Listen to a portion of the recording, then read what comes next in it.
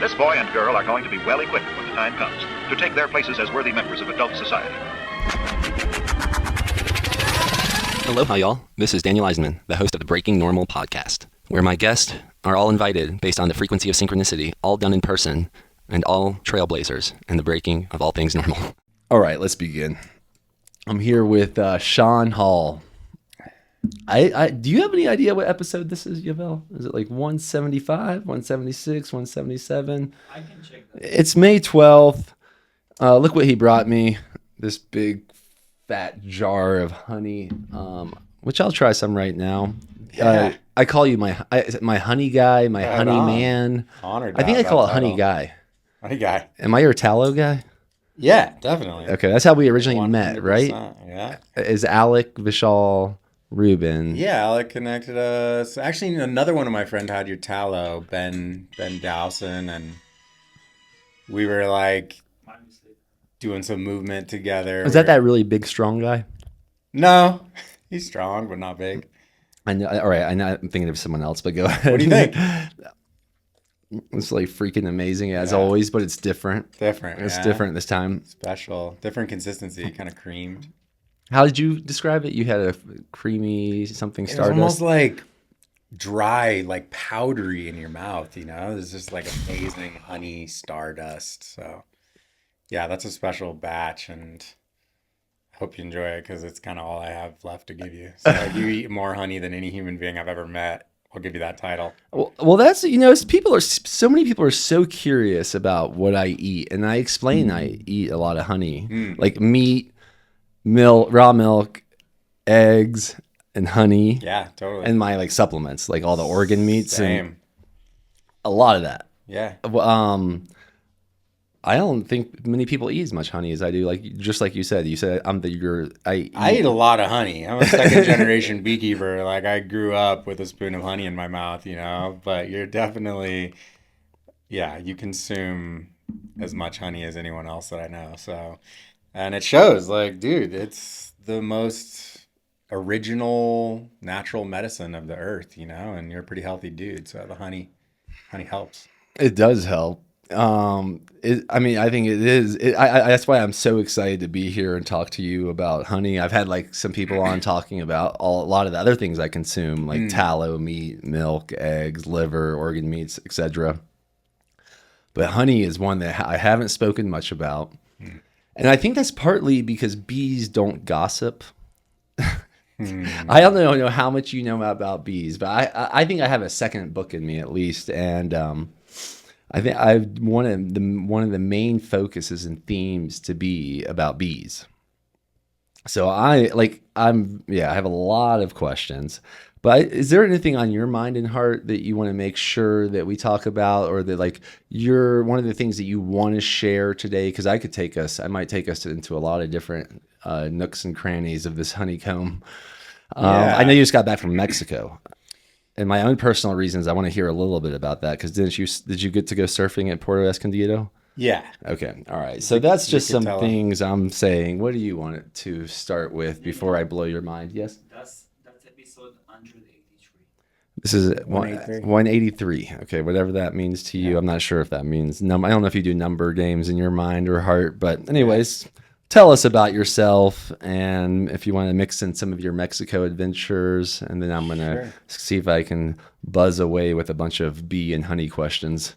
Yeah, Mexico is cool. I'd rather talk about the bees. Okay. All right. Did you surf at Puerto Escondido? That was the one thing I was going to ask you. The surf was so huge. It was like... So you didn't go out? Yeah, we went out. Oh, you went out. It was gnarly. Okay. Like pro level, 20 to 30 foot sand break. So I'm a little more of a kook than that, honestly. So some of my friends were ripping it, but it was too big for me most of the time. All right. Well, I'll save the Mexico notes for another time. Yeah, so for let's dive into the honey here.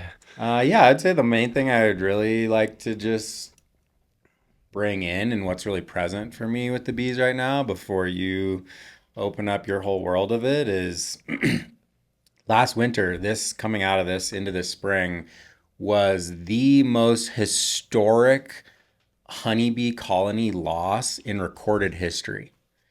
So more bees died this past winter than ever before. And that is terrifying and should be a major red flag alarm for everyone because we all depend on the food chain and web of life that pollinators and insects are the foundation of. So, yeah, I'd like to get deeply into that because now more than ever, bees are struggling and we have to take a lot of responsibility for that. And I think there's a lot of small choices and life changes that individuals can make to make a difference in that. All right. So my first question about that is, I'm imagining more humans died than ever last year as well, right? Just based on the numbers. But have bees always been growing in population as humans have? So hence their death numbers are getting bigger, or is this like something different? Yes, and something different. Typically, on average, beekeepers expect to lose 30 to 45% of their bees over the winter. That's significant. Yeah. A third to almost close to half of your bees don't survive the winter every year. In the spring, then, they double or triple. So it's just big swings, way more so than human life or any other livestock. If half your cattle died in the winter, it'd be devastating. You're out of business, but in insects there's like 8 generations of honeybees in a year. Right? 8 generations. 8 generations of honey. They only live for one moon cycle. Really? Right? Okay. So as you can't really compare that to human life because a human generation is 25 years. So that would be, 200 years would be 8 generations of humans. That happens in 1 year with bees.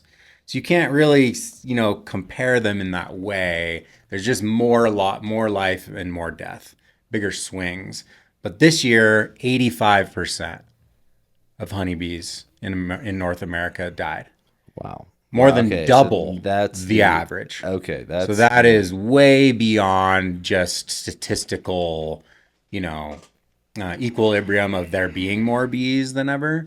To your question, it's that they are under more pressure and struggling twice as much, dying twice as many of them as ever before. All right. Now that makes more sense to me. So people can wrap their minds around that. And for people that don't even understand the significance of bees, like if we were in like a second grade classroom right now, why are bees important? Yeah. Bees and just beyond honeybees, pollinators are important. Insects and plants co-evolved. So most plants, especially most food crops, depend on pollinators.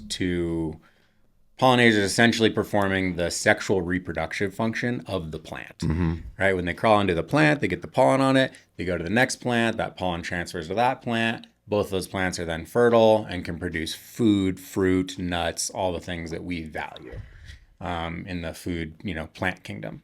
So pollinators are required for the reproduction and just production of plant foods. And we would have essentially no nuts or fruits or vegetables without pollinators. What are other pollinators? Colorado actually has more species of pollinators than any other state in the nation. There's 750 native species of pollinating insects in Colorado, and probably more to be day-to-day honestly. So it makes me wonder, like, how are their populations doing? Harder to track. Okay. Because we don't have a day-to-day relationship with them like we do with domesticated Apis mellifera honeybees. Mm-hmm. But also struggling. Entomologists, anyone who studies insects like at a wild scale will also tell you that their populations are in severe decline as well. We just can't say 85% because you're not counting individual wild pollinators like you are counting honeybee colonies.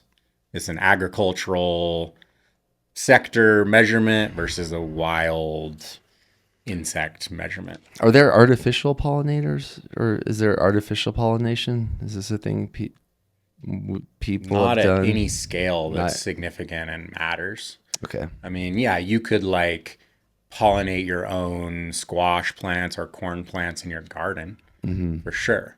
I didn't know if they But were working any technology on like scaling this.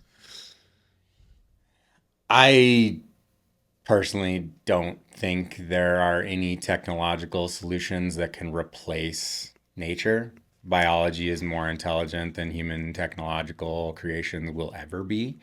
And we can certainly support it with technology, but thinking that if all insects, pollinators went away, we can do that job is a fool's errand.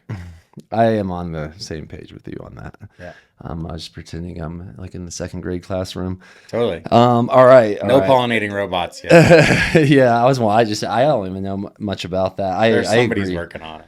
All right. So now that so you're in a way, the understanding here is that without bees, we would be without food. Without most plants, I think like 2/3 of the plants that we eat require some level of agricultural pollination. And not only that we eat, but maybe animals that we eat. Absolutely. Okay. Exactly. So, yeah, I mean, a lot of grasses and stuff that like you'd still have beef. But most of the fruits, nuts, anything produce wise that we value that's in our stores is dependent on pollinators. So, what is the issue? Why did the death rate of honeybees double last year? And what can we do about it? Yeah, great question. I wish we had a concrete answer. That's like really the most stressful part of it is if we knew we would fix it. Or it would be a lot easier to appropriate the energy and the funds and the investment to fix that issue. But it's a lot of things. You know, it's the same way of like if you relate it to human health.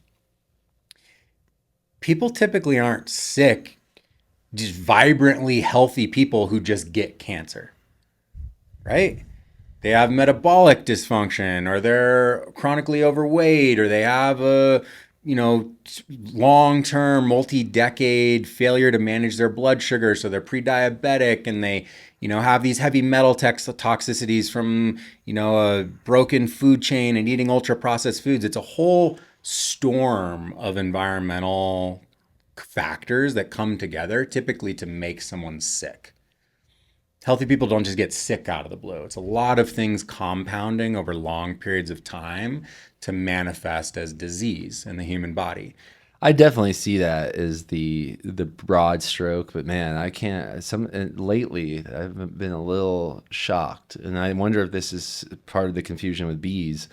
That how some seemingly people that I know, or people that I know that they know, have got like seemingly just fallen ill out of the blue. I know it's like scary and humbling. And my previous podcast, Donnie Dust, he was explaining this guy's a freaking beast. I mean, he is. I shook his hand as like a bear. Like his hand. I have a big hand, and his hand was amazingly strong to me. And this 20 years ago, he said he had a heart attack out of nowhere. He was like explaining the story. I was like, out of nowhere. But I hear you. So, but it also makes me wonder. Like we've been through some weird things in the last few years. Of course. Yeah, and there's a lot of things that people can't track about their health, about what type of medical interventions they chose or were forced on them, or all those things that are hard to measure, even though you feel well, what the choices you've made and the consequences of those lying in wait in your body to manifest as something more extreme. But it's the same thing for honeybees, right? So, and for pollinators. Obviously, spraying pesticides on our food and monocrop industrial agriculture is a bad thing for pollinators. There's no question about that. You can't say insects aren't affected by insecticides or GMO crops that have insecticides designed into their DNA to kill pests that eat them. That's just common sense, right? So that's obviously the first place that we can start is like, that's a problem and something that we have to change and address if we're not going to have a collapse of the biosphere at the pollinator level. Eliminate the use of pesticides and herbicides and insecticides and anything poison in our agriculture, period. You know that. A lot of your guests have spoken to that, I'm sure. Regenerative agriculture has the capacity to heal most of the problems and crises that we're facing as a species, especially with pollinators. Quit spraying chemicals that kill insects, period. Well, That's where you start. What do they do? Why are they doing it? Like, why, like which crop, why, how are, like, I understand, but like, what can they do instead? You can farm in relationship to nature, the way that the biology of plants and fungi and soil are designed. Rather than forcing nature to produce the outcome that you want, you can listen to and support nature in having the outcome that it always has had long before human interaction with it. So why we do it, why we use these super harmful, short-sighted, destructive, extractive agricultural practices is for money. Mm-hmm. It's the industrial agriculture sector at large, right? I mean, you make a lot more money selling seeds to farmers if they have to buy your seed every year. That's not how nature designed it. Your corn is supposed to produce infinitely more seeds. Every plant produces infinite more seeds for you to grow the next year. GMO crops only yield 1 year's crops, and then you have to buy the seeds again. It's planned obsolescence. It's designed to keep people, farmers, and ranchers serving a system of constantly needing to reinvest into the producers of the products. The chemicals are just another version of that. So the more that your crop depends on pesticides and insecticides to be productive, the more of those chemicals you have to buy from them. So they design the system that way. Mm-hmm. Mm-hmm. So like most things that are broken, the reason we're doing it is for money. Mm-hmm. You know, money isn't inherently bad, but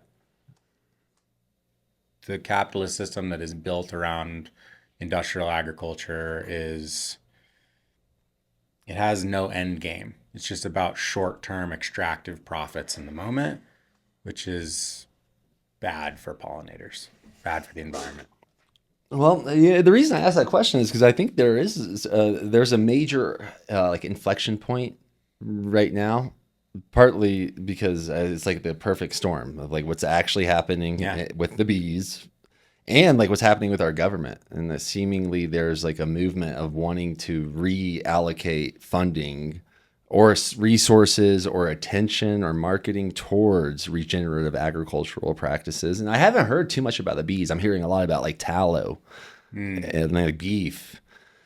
The bees, I'm more interested in the bees and the bison and tallow from bison. But like these are significant sources of vitality for all of us and the earth, obviously. So I think it's a huge conversation. I mean, if you have more to add of what we can do about this, I am curious. A general theme that's been popping up when I've been interviewing people in regenerative agriculture is like, well, yeah, there is something we can do. And it's like, get your own chickens or get your own ducks or go meet your rancher or go hunting. Or I haven't had the bee. Yeah, tell us what can someone do? I'm very interested in having bees. I don't know if it's possible for me where I live, but maybe I can use someone else's property or something like. How do we do this?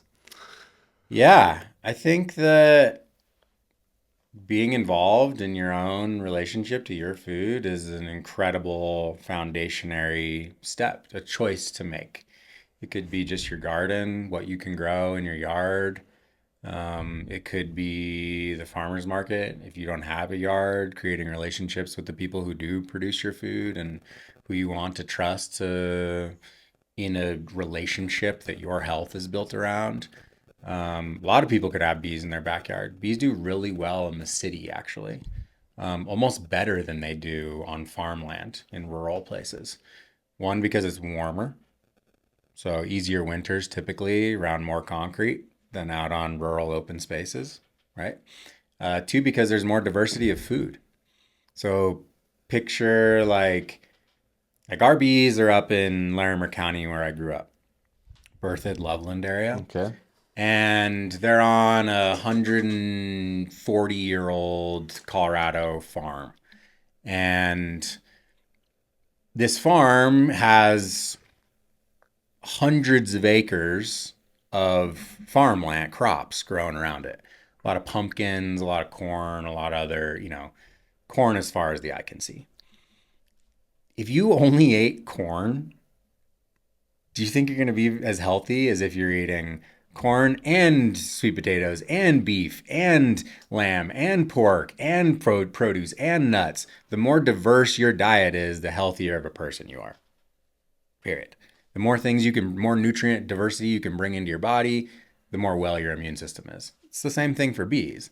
If they only have access to 1, 2, 3 types of pollen, and then the rest of it's just all the wild ditch weeds they can find, that's a pretty limited diet. Mm-hmm. Whereas in the city, on that same 5 miles of area that a honeybee can travel, it's 5 miles. Is that what they typically do? Yeah, I'm so curious about all these things, but go ahead, please. Yeah, some people say 3 definitively, okay, up to 5. But ideally only a couple hundred feet. They'll travel as far as they need to find food, but at max, I think 5 miles. But imagine what's being grown in Boulder, in the city, in Denver, in a 3-mile radius. Basically, every plant that can be grown in that environment is being grown by someone in their garden, in their ditch, in their backyard, in that area. As opposed to farmland, 5 miles could be all one plant. Mm-hmm. So bees in the city do really well. And yeah, it's pretty affordable for people to actually invest in having their own hive in their backyard. You obviously have to check in with the municipalities. Most counties, especially rural counties in Colorado, have no issues with it, but your HOA or whatever might, so you got to check in with like your specific municipality. But it's probably for everything you need: the hive, the bees, the veil, the suit, the tools to keep bees in a good way. $400 to $500. $400, $500, and you could produce easily that much honey in a year.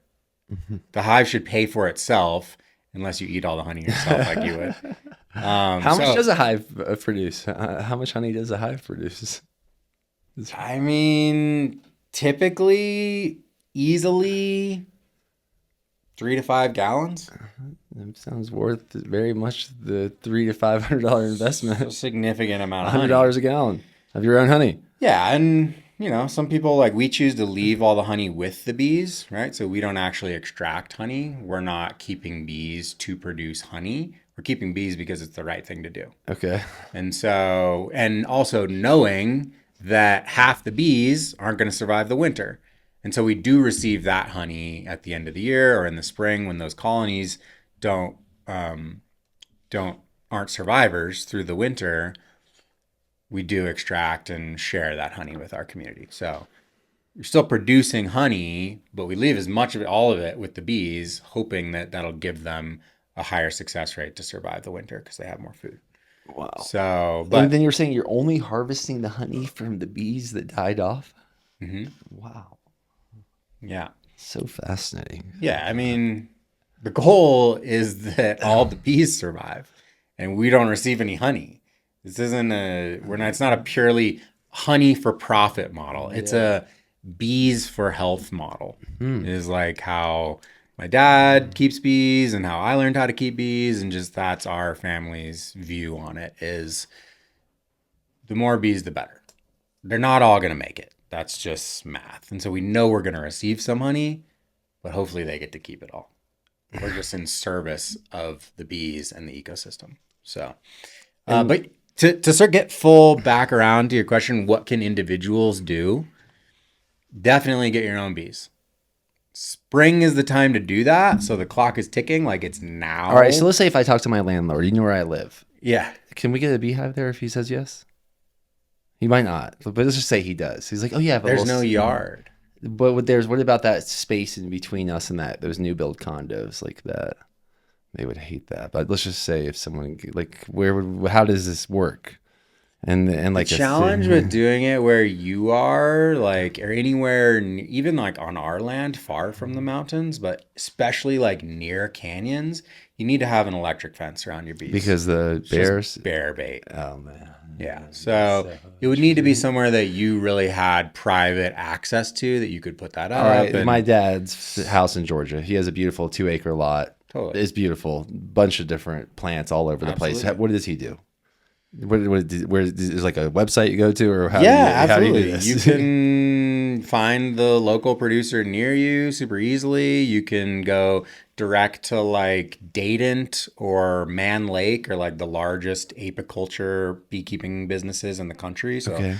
they'll, ship bees directly to you in the mail. Wow. Yeah, I mean, ideally you know what you're doing. So rather than just like rushing into it, I have no idea what's going on. Ideally you, read up a little bit, or Do you have seek any some, resources like, for guidance. that? Like my dad, say, let's just use my dad as an example. I always find it great to Totally. use personal, detailed examples. Yeah. I think, there's really practical books for it, like the Beekeeper's Bible is an amazing, just like how to, simple, straightforward, everything that a human needs to know about keeping bees in a good way. For the people like you who are a little more, who already have a deep relationship to health and non-traditional, you're very much not living a normal life, right? More than your dad, probably, I would say. Yeah. And so for people who already kind of have that head start of just like having a more finely attuned awareness to their health, their bodies, the ecosystem that they live in, an amazing book I would recommend is by Jacqueline Freeman called The Song of Increase. And it's one of the best books I've ever read. Incredible, more esoteric, heart-based, intuitive lens into beekeeping for like how to actually commune and listen to and have a relationship to your bees, rather than just like, oh, these are the ABC steps that you take to keep bees, as if it's like a car that you're working on. You can do it that way. Most beekeepers do it that way. You can also go into like, what actually are these insects saying? How do I listen more acutely to them? How do I respond and be in service of what they need? It can be a much deeper, more nuanced, emotional relationship, just like you would have to a human, right? So that would be an amazing book for people who really want to like keep bees in a holistic way, as if like if you're creating or like your relationship to your lover, to your partner, if you want to have a relationship like that to your bees, of just like coming from your heart, leading with communication and generosity, I would say The Song of Increase would be the book I'd start with. Wow. Wow. Do you know who's the author of that book? Jacqueline Freeman. Is that person still alive, or do you know anything about them? Yeah, she's amazing. Washington State, I believe she's based in, Eastern Washington. Very natural, treatment-free beekeeping is the style that, most people identify with in her realm, who are not interested in using the conventional chemical approach to keeping bees.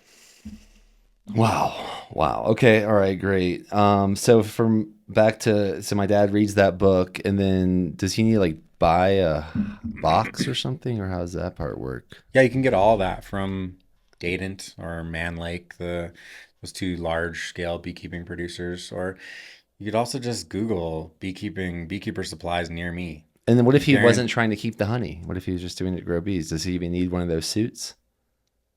Yeah. And why is that? Like, what work is involved with having a beehive? Responsible beekeeping requires a relationship to bees. So you need to understand how much space they have in their hive, when you need to add another box to give them more space to fill into. Checking, if you want to check for like mite levels, right? So the different pests that prey on bees. The main one is Varroa destructor mites. They're a parasitic, invasive. Essentially, I describe these mites as like, picture your arms are too big to reach behind between your shoulder blades, and there's a vampire the size of a pancake stuck between your shoulder blades, sucking your blood and recycling its viruses into your body. Sounds like a mosquito in Costa Rica along the beach on Sunset. That's essentially what these There's been like times we were like carrying surfboards and it was like, it would get on our arms that we couldn't get. And I was like, what the? So Timothy and I, my brother and I, we had a slap-free policy. Yeah. Just slap the shit out of me if you see that thing on me. That's essentially what these mites are for the bees. Yeah. They can't get them off of themselves. And the mites just, reproduce out of control in the hive. They actually reproduce in the brood, which is the unborn baby bees. Okay. Which take 21 days to come to maturity. And so in that 21 days, the mites are living in the capped brood, in the larva, before while they're, evolving, metamorphosing into a bee. And when they're born, they have the mites on their back already. Wow. And they have all these viruses, these black queen cell viruses, these deformed wing viruses, these other, just probably a dozen different viruses that these mites, these vampires carry that they spread into the colony. So a good beekeeper is wearing their suit and is in their hive because they're checking for mite levels, how bad the infection, if they have mite infestations in their colony, how bad that is, if they want to do treatments for it. What does treatment entail? There's a lot of different options for mite treatment. And I would say back to the very initial question of what we can do, why this is so bad. The pesticides, for sure. The chemical-laden industrial agriculture that is the norm in our country and most Western developed countries are horrible. So are the mites. And most people are blaming the mites for the severe die-off and collapse of honeybee colonies. I think it's both. Personally, I lean more towards the pesticide, industrial agriculture side of us utilizing weapons of mass death, these insecticides that we spray on our crops. That makes more sense to me, but certainly the mites as well. And the treatments you can use range from gnarly caustic chemicals that you can't even breathe, that you put in the beehive that are strong enough to kill the mites, but not the bees. Usually, that's not a very intelligent approach to me, using insecticides on your insects. But that's what most beekeepers do. So, like, meaning commercial honey, like a lot of commercial honey operations might be doing this? Yeah, and they say that, formic acid is the main one that is strong enough to kill mites, but not bees. They say it doesn't collect in the honey. But, I'm sure they also say that about pesticides on your strawberries, right? So there's all these measured acceptable levels, right, of how much chemicals you can use in your agriculture without it being directly detrimental to the people consuming its health. 0 is the acceptable level for me for chemicals, and that's almost impossible to do these days. It's everywhere, right? But in an ideal world, everything is organic and chemical free. Even organic produce has dozens of different chemicals that are legally allowed to be used on it, but they're certified organic, So there's formic acid. There's the really harsh stuff. There's also oxalic acid, which is a more naturally occurring, like it's in kale. Okay, yeah, right. Yeah, so there's like a super dense, very unnatural concentration of oxalic acid that you can treat honeybee colonies with. That only works at certain times of year, though, because it doesn't penetrate into the brood, the unborn babies where the mites are reproducing. Okay. And then there's also a range of natural solutions, which is what we really try and focus on. So a really interesting one is that it's called like brood reproduction, IPM, integrated pest management. And so the male bees are called drone bees. Drones are uncommon. There's relatively few of them compared to the female worker bees. All the nurse bees, worker bees, forager bees, guard bees, queen bee are all females. So the males don't do actually any of the work required in the hive. Their main purpose is to reproduce and inseminate newborn queens. So they're not doing a lot because that typically doesn't happen that they get to reproduce with a queen in their lives. Queens can live for several years, whereas most bees only living for 1 to 3 months. Wow. But the male bees are huge. They're like 2 to 3 times the size of a worker bee. So you see them immediately. They're just these big, bumbly, teddy bear, amazing bees that like the male bees that like live in the hive. And the mites are drawn to the drone babies because they're huge. Okay. So more food for the mite to feed off of while this bee is pupating and being born, right? So if you just put a frame of drone comb in your hive, which is larger cell size, the bees will naturally draw out larger cells and create male bees in those cells.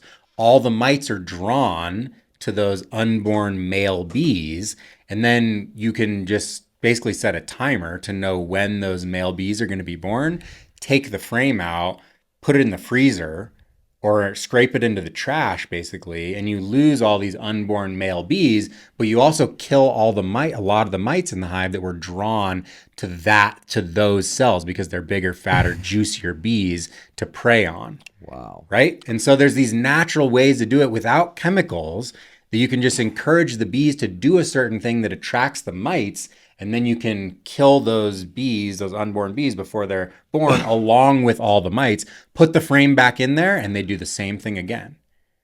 And you just keep doing that every 15 days, basically, when the cells get capped, to keep a healthy purging of the mites out of your colony. So there's really natural ways to do it like that. Paul Stamets is coming out with some amazing mycological immune upregulating treatments for it. So Paul Stamets you can research his whole amazing thought process and discoveries and research with the Washington State University apiculture beekeeping program of all these different mushroom supplements that they've discovered are incredibly beneficial for the immune system of honeybees. So there's ways you can feed them specifically mycological mushroom supplements that just fortify their immune system. Like I said, it's typically not one thing that you just get sick from. Yeah. It's the combination of all the things. So if you can feed the honeybees things that just make their immune system work better, they might still be dealing with the pesticides and the mites and all the other environmental factors that are playing into their weakened health, but their immune system's stronger. So they're more capable of dealing with it. And you can put that into their food. You can feed them, with syrups or honey waters, essentially with the mushroom extracts in there. You can put thymol and other essential oils in that as well that are bad for the mites. So you can use essential oils for it as well. There's a lot of natural approaches to it. The most novel and remarkable to me that I've just found out about when I read Jacqueline Freeman's book, The Song of Increase, the best mite prevention is what the bees are already doing without us. Of course, right? We're typically in the way and like causing a lot of the problems in agriculture. If we just let nature do what it does, a lot of the problems go away. So the bees, when the colony outgrows its hive in nature, let's say it's in a tree trunk, they run out of space. The reproduction of the whole colony is called a swarm, right? And so the queen will take half to 2/3 of the bees and leave. And they go into swarm mode. They go land on a tree branch somewhere until they send out scout bees to find a new home. They all collectively decide that's the best option. They go there and start a new colony. A third of the bees, the nurse bees, basically stay with the old hive, and the 1-day-old eggs that the queen had laid, they birth a new queen out of those. to stay with the original colony. In that time of the queen, stay with me now, of the queen leaving with 2/3 of the bees, they don't have any babies. They don't have comb. So they can't bring the babies with them, right? Mm-hmm.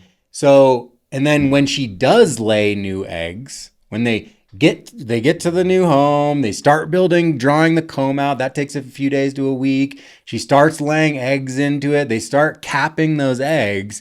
That's like a 3-week period right there where the swarmed colony has no babies. That's where all the mites reproduce, is in the unborn babies, in the brood. Mm-hmm. Right? So that 3 weeks where they don't have any young bees, all the mites die off. Wow. So they have a natural system built into their intelligence for mite prevention.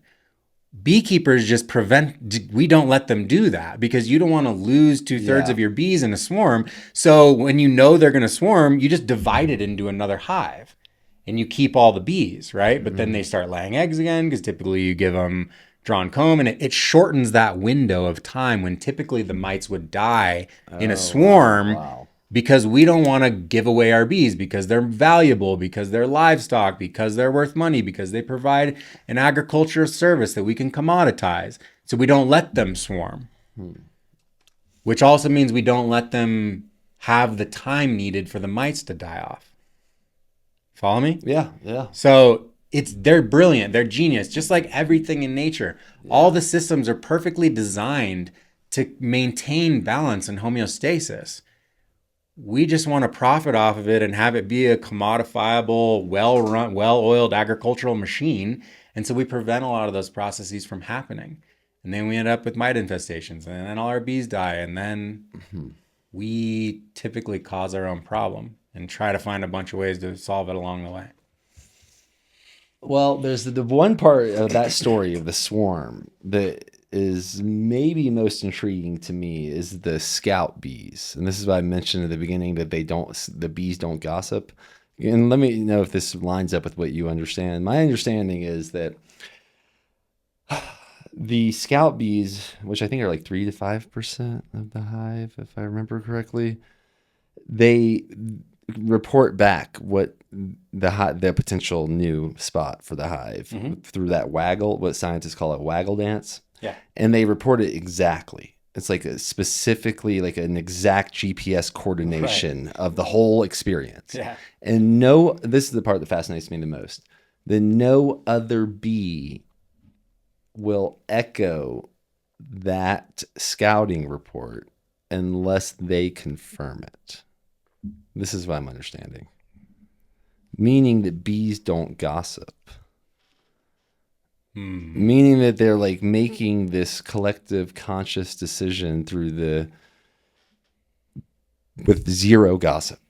Right. So it's not like he said or she said it's good, so we should trust that. Yes. It's like, I'll go see what you found for myself, and everyone else will go see, and then we'll make a collective decision together based off of what's best. Which is, to me, is like so profound. That's why I want to make a book about this. I want to understand this for humanity, that if we would make decisions only based on truthful reporting instead of gossip. Right. Because if the way I understand the normal culture that I don't think that I've become less and less part of in my everyday life is that what everyone seems to be arguing and disputing and fighting about, like literally fighting about, is gossip. Not their own lived experience. It's what they heard from what someone else told them is true. Yeah. It's gossip.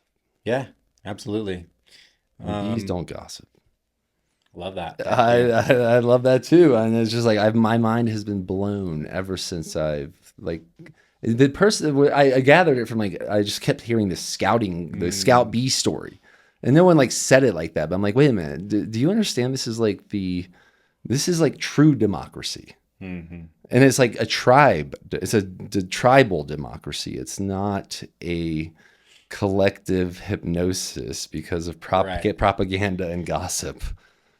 Yeah, I think that story is part of the reason that it's so mind-blowing for us to wrap our heads around is because bees are inhabiting a different type of consciousness than we are. So especially in America, we live in a very individualistic consciousness, right? Very much, a lot of our lives are built around our own experience, our family's experience. Regardless of what my neighbor or my community or my society or my nation is doing, I'm having this experience for me, and I'm prioritizing these choices and actions because it's the outcome that I want for my life. That doesn't exist in bees. Bees have no identity of themselves and their purpose and their lived experience. They're just a piece of a collective consciousness. They live in unity consciousness, where we live in individualistic consciousness. The best humans have a unity consciousness in their field, right? You have a thriving community. It makes you a more capable, resilient person, but it still often is about you and your lived experience. So when you take unity consciousness of bees just serving in that way, there's no gossip, it's all just truth. That's very everyday to them. But to us, it's mind-blowing because we don't live in a collective consciousness. We live in an individual consciousness. Whether humans are meant to live in a collective consciousness, that's to be decided. Each person, I rather like individualistic consciousness personally. I love being free. I love being able to serve what my heart tells me is my greatest truth. It could just be different models of consciousness for different species, right? They're meant to live that way. We're meant to live this way. I do think that humans could be more considerate of each other and what my actions do to everyone around me. But I don't know if we'll ever get to that level of pure truth and freedom from gossip that you're talking about. And I don't know if we're meant to. I don't know either, but I feel like we could really learn something about dancing the truth. Yeah. Like just dance the truth out instead of like repeating propaganda. Right. And I don't know if it's good for the consciousness, our own consciousness, to repeat propaganda compared to dancing our own truth. Yeah, definitely not. I agree with you. Well said. Well, why is your honey? But I mean, how much time are we in this podcast? I think 47. Oh, nice. My daughter was born on 4/7. Why is your honey? My birthday's 4/7. Are you kidding me? So is Alex. Yeah. You knew that? Mm-hmm. We spent our birthday together last month. Well, the synchronicity is the schedule of the podcast. You happen to know Jordan Bowditch? No. He was one of my he's like, we've been great friends and still are, but at that time he was like one of my best friends living next door to me. 4/7 birthday when Davina was born next door. Amazing. Love that. But why is your honey so good? Why is this honey so good compared to the store? And like how do I get raw honey that's liquid in a plastic bottle at the store? Can you answer both of those questions at once? Our honey is different because, I've created a system for extraction that most beekeepers, I've never met another beekeeper that extracts honey the way that I do. So I've created this method of doing it where what most beekeepers do, and what all honey you've ever had before mine is you take the frame of honey out, you use a hot knife to uncap the wax. They'll put it in a centrifuge, something that spins while it's warmed, and they'll spin the honey out of the wax. They put the wax away to give it back to the bees to use it again. The honey is removed from the comb. We keep all of the comb, as much of the comb as possible, with our honey. And honey is medicinal, for sure. Wow. I mean, we could talk just about honey the whole time. It's the only immortal substance. I've heard this. There is nothing else on Earth or living in the universe that we know of that's immortal. Honey from thousands of years ago in the Egyptian tombs is still perfectly edible. There's nothing else that exists like that is impervious to entropy, to being broken down and metabolized by death, except honey. So that's legendary in and of itself. Where is the honey? Is this still in the Egyptian tubes, or did someone take that out? And where is that? Yeah, they took it out. And what's the what did they do with that honey? Put it in a know? museum, or did someone? Yeah, probably in the Smithsonian or something. Someone, I don't know. I hope they ate it. Is someone eating it? Yeah, I mean, they had to find out that it was edible, so someone give me ate a it. spoon. Yeah, that archaeologist. But honey is medicinal, but the comb is the real medicine, right? So the comb is every single plant in your environment, basically. The worker bees, the maidens will produce wax as an amalgamation of all the different pollens and nectars that they've interacted with from all the plants near the hive. And then they produce it with like a glandular secretion that makes the beeswax. There's no other way to get every single plant in your environment into your body in one bite, except in eating beeswax. So anything, the more familiar your body is with your ecosystem, the healthier you are. Like that's why you get sick when you go to Thailand or Southeast Asia or some other country where your immune system didn't evolve. It makes me think the next time I go to like a foreign land, like let's say if I'm going to Thailand, why not buy immediately some start eating honey? What about beforehand? Buying honey from Thailand like a few weeks before I go there. Good luck. You're going to find the best stuff there. Yeah, sure. yeah. But immediately start eating honey. It is Okay. the ultimate gift you can give your body to regulate and align itself with any ecosystem that you're found in. Start eating honey. Ideally raw comb honey, because the comb is where it's at. So anyway, we don't just take the honey out of the comb. We leave as much of the wax and pollen and propolis and dead bee parts, all of it, in the honey. And so we call ours whole hive raw. Whereas it's not just raw honey, it's whole hive honey. So it's as if you're eating a direct piece of the comb with all the honey and pollen and propolis and a piece of the entire hive in one spoonful. Mm-hmm. That's the medicine. Honey is medicinal, but there's so many medicinal products in the hive that to just take the honey out of it is kind of robbing yourself of the full spectrum immune upregulating, vitality promoting power that bees offer us way beyond just honey. So you're like, and you can taste that in there. That's the. I don't know if I want to tell them any. I almost feel like are the similarities in our companies, like because like sometimes I have like bison testicles and such. Yeah. Like I think my best customers don't want to tell many people about it, and like I'm starting to feel that way with you. I'm like maybe I shouldn't tell people about this honey I'm getting. Too late. Yeah. Sweet Tooth Farms. Yeah. How did people reach out to you? By the way, what's the best way to get in touch with you? Honestly, you're in luck because it's really hard to get a hold of me. We don't do farmers markets. We don't do shipping. We don't do a website. We are small scale hobby beekeepers. Okay. We're not producing enough honey to feed your entire audience. It's just what it is. Mm-hmm. It's a family passion, not a corporate enterprise. So we're small, we're niche. We have enough honey for the people that find us and that we love and respect and want to co-create with and serve. And, my phone number's on the jar. Like, nice. That's how people get a hold of me. So it's old school. If someone wants to send you a message, like I think you have some social media, right? Yeah, you can find me on Instagram, definitely. What's that Instagram handle? It's my first name, Sean, SEAN .HA11. HA11 makes it even a little trickier. Okay. HA11. Basically Sean Hall spelled with an 11 instead of L's. But yeah, I mean, would it be cool to blow this thing up and scale it and have hundreds or thousands of hives and be producing honey commercially to take to every farmer's market and, ship all over the world?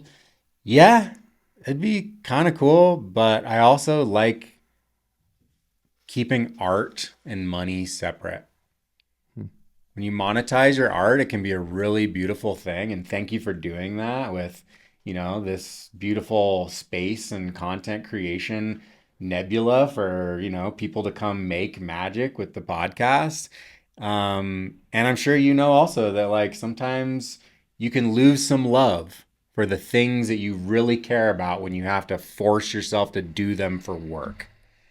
And I kind of like the small niche beekeeping style because it's just art. It doesn't need to be profitable or reach thousands of people. It can just be for my community. And a small impact like that is real and raw and authentic and doesn't lose any of its magic that happens in scaling to fit in the capitalistic model. I totally hear you, and I like that you like my tallow because we're in a similar boat. Yeah. You know, I think we can help thousands. We might not be able to give millions of people our products, which most venture capitalists in the supplement space are gonna be like, "Wait, how much? How are you scaling? You're like, what are you doing? Wait, Exactly. this sounds like a hobby." I'm like, well, maybe it is, and it's a hobby that supports me nutritionally and the people that I love and care for, and people I don't even know. Yeah. That's good. That's good for me. 100%. So I agree. I think back to what some of your other regenerative agriculture guests told you about, like get your own chickens, get your own bees, do all those things. A lot of the issues that we're up against right now and a lot of the crises that we're facing are because people aren't responsible for themselves. People don't know how to feed themselves anymore. People don't know how to feed their neighbor anymore. People don't know how to keep bees. People don't know how to garden. Maybe like 100 years ago, 90% of people's food probably they produced themselves or their neighbor produced it. We're at like less than 5% now, probably. And the more you give your power to someone that you don't know to provide the things that you and your family need, the more fragile the system is, the more it's an inverted pyramid. Weak bottom, lot of strong power up top. That's going to collapse. It's going to tip over. You want a pyramid. You want a lot of strong, capable, small-time producers on the bottom with maybe some big companies on top that you don't give all your money to, but that do cool things that you want. So we're living in an agriculturally an inverted pyramid, and that's problems. That's centralization. So the more you can decentralize your relationship to your food and not go to Amazon, not go to Whole Foods, not go to great places that bring in the world's produce for you, the stronger you are, the more capable you are, the more resilient you are to change. So yeah, I love having it just be like, you're my tallow guy, I'm your honey guy, because that's one of my favorite things about my company is not necessarily it's not like I'm less mad about the lack of scalability and more happy about how much bartering I do with amazing people in person. Yeah, I mean, our barters are like some of the best in my life. Like honey for testicles, that's a good one. I also have a friend, I had a really good one a few months ago though, where my friend wanted 10 gallons of honey. So for himself to eat or for something else? Literally just because that's what he values. Okay. Great, He's literally like, money is worthless. I like this. Honey is immortal. You would really like this guy. He's a hunter. He's a marksman. He's an amazing Secret Service dude. But yeah, he was like, honey is the ultimate currency. Give me that. It never expires. And so he paid me in gold bullion. And it was a cool trade. It was like liquid gold for metal gold. Oh, wow. You know, of like one of the cooler barters that I've done. He's like, you know, this is worth right now a lot more than I paid for it. And that was 6 months ago. It's now worth way more even. And he's like, and so is the honey. 85% of the bees in the country die. Honey just became way more valuable and expensive and rare of a commodity. So we're trading in things that have intrinsic value. And it really doesn't have a shelf life. Like what if someone coughs in it, or like if I put a dirty finger in it, it immediately neutralizes that bacteria and prevents any infection or colonization of mold, fungus, bacteria from spreading instantaneously. And that's why it's like the ultimate. It's the only sugar I care to eat, honestly. Like, sure, a piece of pie or something, that's great, you know. But like every day, I care less about sweets. I just did a parasite cleanse for 3 months. It was a crazy cleansing, health upregulating, consciousness expanding experience of interacting with my microbiome and just bringing things into balance. And you really have to cut out sugar. But honey's fully allowed. Honey is anti-parasitic, it's antifungal, it's antibacterial. It's actually a sugar that goes in that parasites and mold and fungus avoid because it will kill them. So, Well, I mean, yeah, I've bartered silver for tribe vitamins. I want to meet your friend, maybe nice. barter some gold. Yeah, totally. There was something else I was going to say about all of that. Man, you ever drink mead? Side note. Oh, I know it. Have you heard of raw mat? And do you like mead? Raw mat mead. Have you ever heard of raw mat on YouTube? I don't know where I'm at, but a lot of my friends are making mead with the honey. Yeah. There's this guy that when we were like starting the raw bras, I'm not sure if you're familiar with the raw bras. It was like my brothers and I YouTube channel a long time ago about a raw diet. And it was the birth of a lot. But we used to follow this guy named Raw Matt that would only eat honey. Nice. Like I'm talking like for months at a time. Like that's only food he would consume? That was the only, and he looked legend.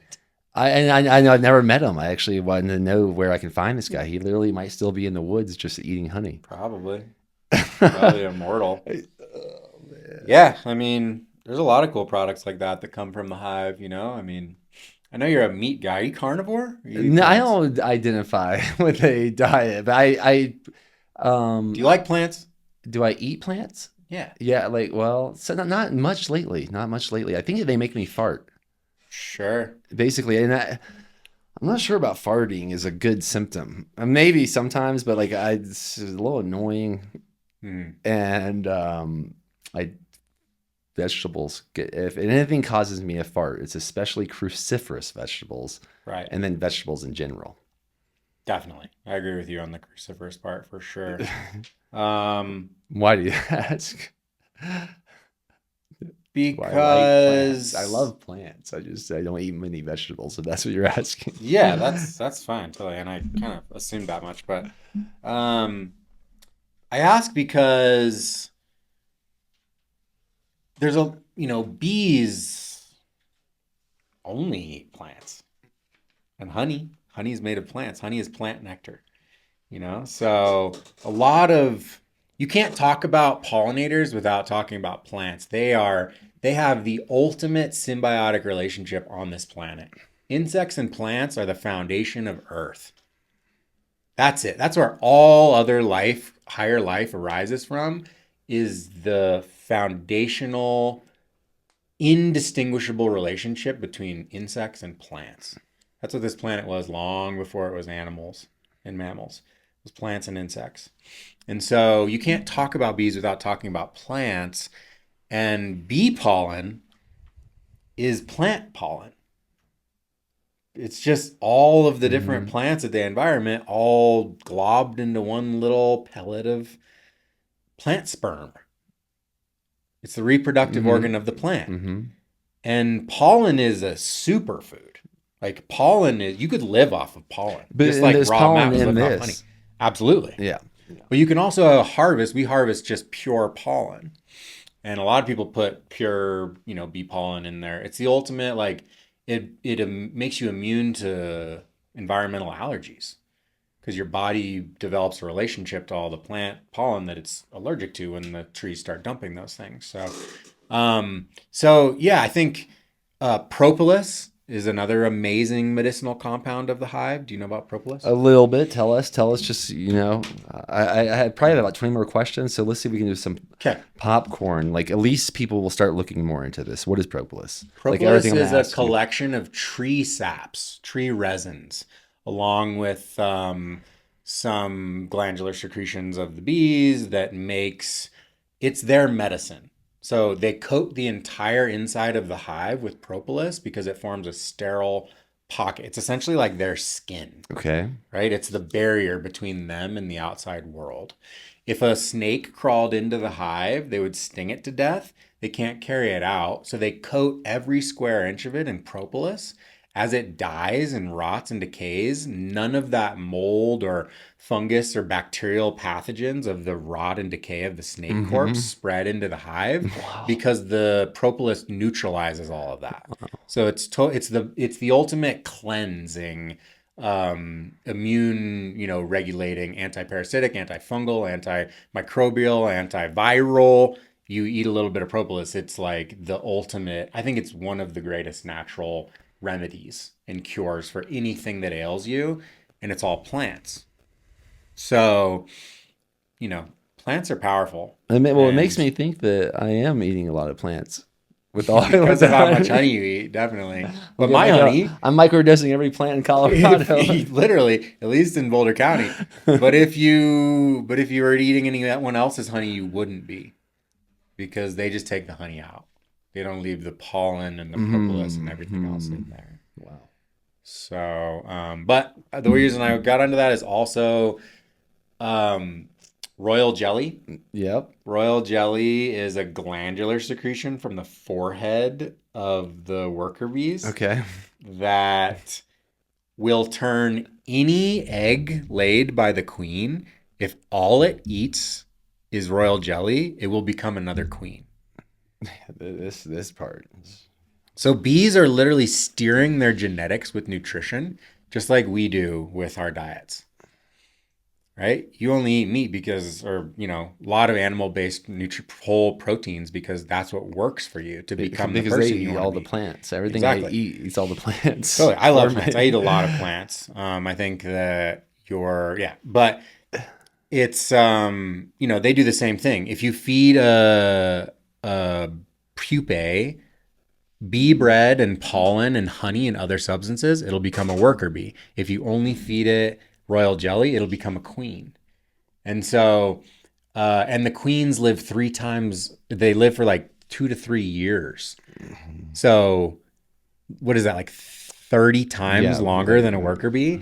So I was thinking of raw Matt, of like, what if he's just eating honey, but what if you only ate royal jelly? Would it make a human live 30 times longer than just like it does for a bee? I just don't know how to even cut myself off here. I feel like it's the last 10 hours. Like, how do you extract royal jelly? Isn't that like a little controversial, or should we just save that for... Yeah, we'll save it. All right. It's hard, yeah. No, all right, what about this? All right, I'm going to start popcorning. Okay, cool. I'm going to start popcorning. Okay, all right. I'll keep it brief. Bees. The beehive is about 10,000 bees, the size of a human brain. Is that true? Oh, no, like 50. When they swarm. Is it 10 or 50? But is it like the size of a human brain, or much bigger? Much bigger. Much bigger? Yeah, typically a swarm is like, most swarms are like 20, 30,000 bees. Okay. So you're looking at probably like 5 pounds of bees. I don't know, maybe by volume or like by weight. Maybe, similar to human. I don't know how much something. the human brain weighs, but yeah, but typically they're good size. They're like the size of your chest almost. Big. All right. For a healthy hive. Then what about the people that are just like buying conventional honey, like at Walmart? Is that a good idea or no?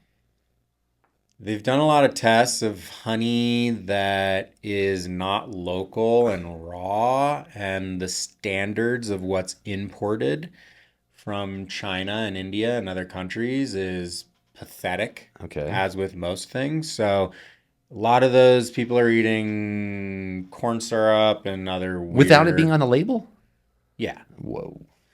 Yeah, you can look up the whole studies about, different Chinese honey producers that have been flagged for... There's this really ridiculous double standard in American agriculture that local American businesses are scrutinized and held to ridiculous standards, immeasurably more than foreign producers who are importing their products. It's just like, why? That is so backwards. And so it's probably half honey, hopefully more, but it's not hard to find a local beekeeper. There you go. Like Google will take you immediately to who your local beekeeper is. Support them, buy their honey, eat real honey. Walmart is not your place for honey. All right. What about psychedelic honey? What it was like? I've heard about mad honey. What if my bees were just like in a huge cannabis farm? Does that carry over? No, we've had our bees at a cannabis farm before. They don't actually really like cannabis plants are females. Okay. Flower producing. Right. Female plants don't produce pollen. Okay. So bees don't actually really care about female but like hemp. Cannabis plants. I've heard of hemp honey and such. Yeah.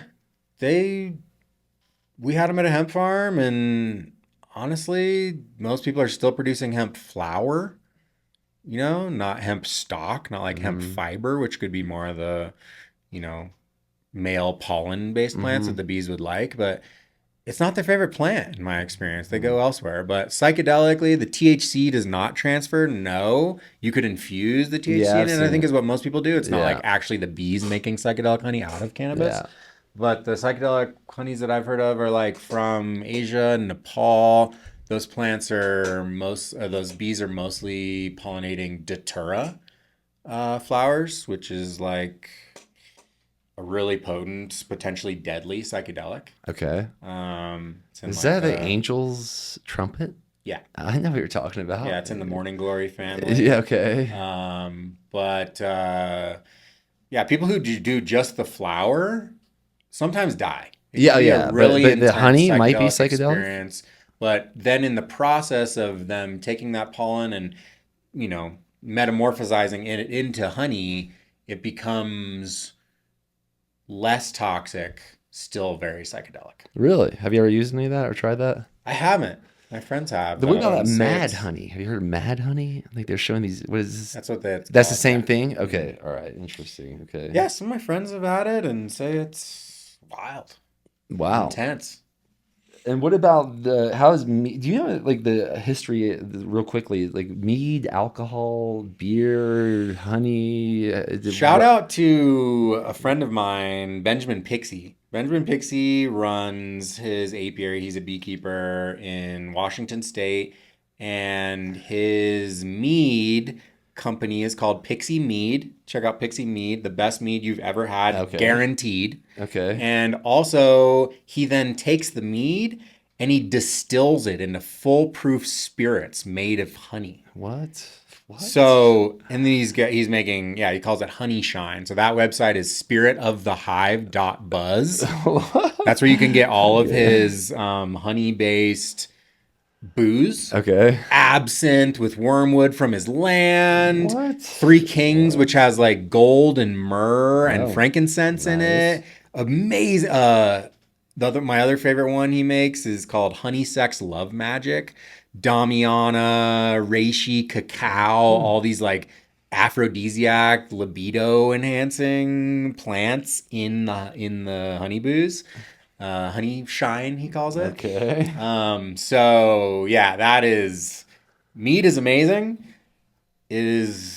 I don't really care about alcohol much. I'm just anymore. wondering how it's connected, like compared to the original. Is like the original alcohol or not? I don't know the history of this, and I know it's like weren't monks brewing mead, and like how much might have to do with like maybe psychedelic mead having anything to do with religious experiences. I don't know. Yeah, I'm just very curious. I don't know the history of that. I don't make mead, so I would put you in touch with the two friends of mine, Yash and Aja. They have a homestead up in North Boulder and are making mead with my honey, along with a bunch of other incredible. They have their own goats and chickens and pigs and doing the whole thing. Let's get him on the show. He'd be your next podcast episode for sure. Connect us. He's got a lot to say. So I'll keep the conversation going here. Living in a good way in relationship to the land. So I'll hook you guys up, and he would go down the hole because his whole. I can't remember the book that he wrote, but it's all about fermentation, fermenting anything. Okay. He loves to ferment. All right. And so I have some of his meat in my fridge, and it's amazing. Okay. And he would tell you the whole backstory of it. Man, I'm feeling pretty good. I bet we're about 1 hour and 11 now. You got any questions for me? No, man. Yeah. Thanks for having me on. And, Don't get me wrong. I'm not done with this conversation about the bees and the honey and the pollinators. I'm like, this is something very much on my heart. And it's obviously something that's been very much in my stomach for a long time. Who's getting that tallow? Is that for you or someone else? One of these is for me. Another one's for my friend Brian, who I gave some to. He'd have a great conversation with you too. He's a Chinese medicine practitioner, mycologist, builds functional mushroom grows all over the country, and does really incredible, fascinating things at the fusion point of like fungal, mycological medicine and traditional Chinese ancient herbal medicines. So he'd be a great conversation for you to have too. But yeah, he loves this stuff. I gave him a jar of it for his birthday, and he wanted some more. So nice. But tallow and honey, they're pretty basic. Get him at Tribe Vitamins, at least the tallow, and then find him for the honey. Yeah, find me. Yeah, man. I appreciate you being an advocate for just all things like close to the earth Hmm. and direct links to life. You know, like the things you do with bison, the things I do with honey and bees. I feel like, we're both only one step removed from things that like really matter. Hmm. And these animals and these insects and these plants and just the soil and all the things that really matter. And I just, yeah, really want to encourage people to like take those actions for themselves, to just get their own bees or, take small steps that are bring them closer to their environment. Yeah, Ja, let's go. I love this podcast for that reason. I totally appreciate you being here and providing such good food for me and my family for a few years now.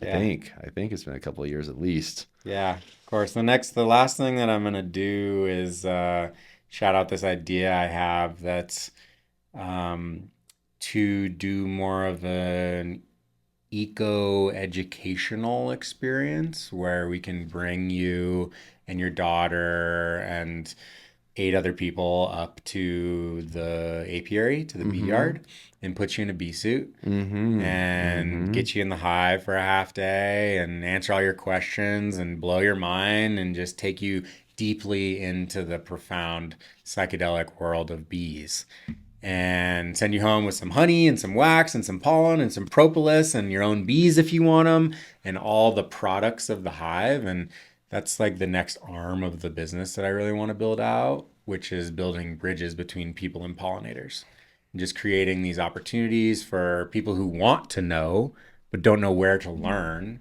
to come be on a Boulder County, Larimer County, Northern Colorado beekeeping operation and just get into their rural food economy and be more deeply connected to it. Well, we may be able to partner on something like that because there are like, but for instance, when we did the bison harvest, that was pretty near there, just like Cool. 90 miles north of here. Nice. And I used to run retreats for like 10 years. I used to host retreats for 10 years. That Cool. was like the whole Breaking Normal book. And I'm thinking we could do a Breaking Normal experience between bees, bison, and Boulder in like a weekend. That would just Yeah. be mind bending. Love that. Yeah. Bees, bison, Boulder and Creek, Boulder. bend your Yeah. mind, hmm break normal, stop gossiping. Yeah, that sounds awesome, dude. I'd really like to your support, honestly, in co-creating that because it's a big undertaking. It You need is. insurance to be having people up there. What if they're allergic? You have an EpiPen. It's a whole thing. Well, I will And say so, we didn't even talk about the bee stings. Bee sting. I've met a yeah, few people that have, like, for instance, struggled with Lyme disease. yeah. Their number one solution was bee sting therapy. It is the only cure for Lyme disease. So, yeah, I How is one? Do you know how? Just Google. Should someone Google that, or do you know like practitioners, or do you know like experts in that field of bee oh sting therapy man. specifically for? Yeah, I can't remember her name. I haven't done it directly, but bee venom therapy, BVT, is actually what you would call it, not bee Okay. sting therapy, Okay. bee venom therapy. And if you Google that or look on Facebook, or it'll connect you to the whole community of people, tens of thousands of people now, maybe hundreds of thousands of people who are, have created a whole system and protocol for it that is pretty surefire, guaranteed way to overcome Lyme disease. So yeah, I attribute that to just like my health, Well, I'll tell you honestly. why I originally got interested in the bees is probably because decade ago plus when I started like doing investigative journalist type of work in the food world with my brothers with the Rob Raws, we would meet beekeepers, Mhm. not normal and mostly freaking brilliant, not Yeah, normal and brilliant totally. and healthy. And Yeah, a lot of the older ones were like, "What the heck? You're that old?" So yeah, everyone was like talking about like, "You gotta only eat vegetables, only eat fruit, only eat meat." I'm like, "Have you met beekeepers?" yeah. No, they kind of we keep to ourselves for the most part. But yeah, beekeepers apparently have the longest lifespan of any profession. Beekeepers live longer as a group than have a higher average age than any other profession. Hmm. Because they get stung, because they eat honey, because we are in the frequency medicine of the hive buzz and the key of C, because we breathe the air of the hive. There's whole protocols just with like a tube hooked up to the back of the hive where you just breathe in a mask the air out of the hive, because of the propolis, because of all the other breath work with plant that polyphenols that are diffused in there. It's remarkably good for healing anything that you're dealing with. So yeah, get bees and live longer. I once had a moment. All right. So one of the most significant like business partners in my life, he's been on the podcast. His name is Raj. And we were at Glacier National Park on top of the Breaking Normal cool bus. We had just wrapped up a retreat. Got it. And I was doing this thing. It was like, long ass day. And I know people to be accommodating of like 50 people's energy in a national park at the end of the day. I'm like, so I'm just like, I literally start doing this. Buzz. I keep like instead of oming, I'm buzzing, and all of a sudden I'm feeling like I'm buzzing, and then I see my friend Raj, and I'm like, buzz, and then he starts buzzing, and he goes buzz, and then a bee lands on me, and a bee lands on him. Wow. I don't know exactly what it means, but I believe in buzzing as well. Just as if we can mimic bees like literally too with our vocals, there's something to be said about a buzz. I feel like I helped. I have a very famous video about oming, but I'm like, buzzing might be even better. Yeah, I agree. Are we past that 111? What are we at? 120, 121. Well, thank you, Yavel, for being flexible at the Let's Do podcast studio here in Boulder, and now Denver too. All right. Everything is just buzzing around me. Thank y'all. You too. Keep breaking normal. Appreciate you having me, brother. Yeah. See you soon, Sean. Yeah.